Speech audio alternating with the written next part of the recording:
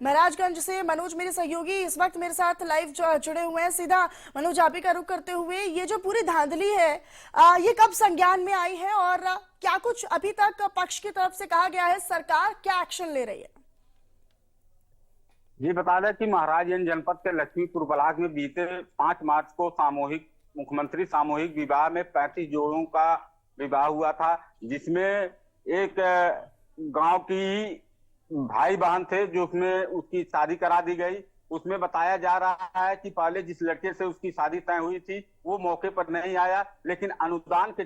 चक्कर में ये और कर्मचारी मिलके उसकी शादी का फेरा दिला दिया, जिसके बाद उसको कुछ सामग्री जो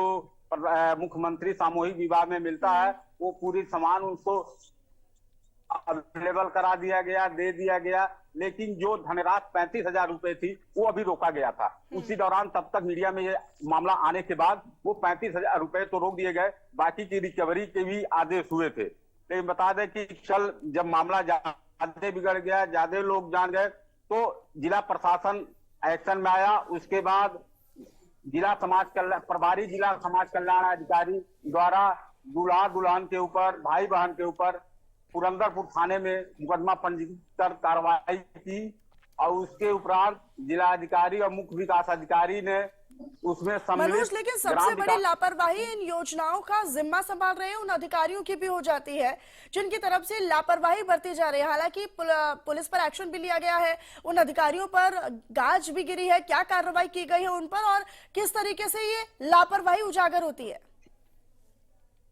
ये बता दें कि वहाँ के जो ग्राम विकास अधिकारी हैं उनके खिलाफ उनको निलंबित कर दिया गया है और जो तकनीकी सहायक जो जांच करते हैं उनको भी विभागीय कार्रवाई के लिए लिख दिया गया है। लेकिन सबसे बड़ी बात यह है कि जो ऊपर के उनसे ऊंचे अधिकारी हैं वो भी उसको वेरीफाई किए हैं, लेकिन उनको साफ तौर से किनारे कर दिया गया और नीचे के लोगों को ही मोहरा बनाकर मामले को डीएन कर दिया। मनोज, लेकिन देखिए ये काफी महत्वपूर्ण एक पहलू हो जाता है मनोज। एक तरफ तो योगी आदित्यनाथ ये कहते हैं कि हमारे लिए भ्रष्टाचार या फिर धांधली को लेकर कोई टॉलरेंस नहीं है, जीरो टॉलरेंस की नीति है, और उसी के तहत लगातार हम उदाहरण भी देखते हैं कि किसी को बख्शा नहीं जाता है, चाहे वो कितने से कितने बड़ा कोई नेता या फिर कोई अधिकारी क्यों ना हो। लेकिन वो योजना है जो वाकई में आर्थिक रूप से कमजोर लोगों के लिए सरकार के द्वारा चलाई जा रही है, उसका अगर इस तरीके से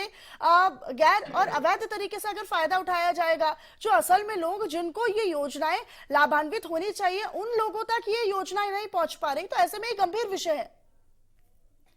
देखिए बता दें कि ये पूरी जिम्मेदारी समाज कल्याण अधिकारी की होती है और जो उनके सहायक होते हैं वो जाएंगे गांव में, लोगों को खोजेंगे और जानकारी प्राप्त करने के बाद चयन किया जाता है। उस चयन प्रक्रिया में उनको सम्मिलित किया जाता है और उनके सहयोग में उसी गांव जिस गांव से अगर जोड़े निकलते हैं उस गांव के सेक्रेटरी होते हैं ग्राम विकास अधिकारी, उनके सहयोग उनकी जानकारी को लेकर ये आगे बढ़ाया जाता है। लेकिन इसमें तो आगे जितने भी कार्य मतलब ये योजनाएं बनी और इनको शामिल किया गया उसमें लड़का और लड़की दोनों को, हालांकि लापरवाही तो रजिस्ट्रेशन या फिर पंजीकरण कह लीजिए उसी दौरान सामने आ जानी चाहिए थी,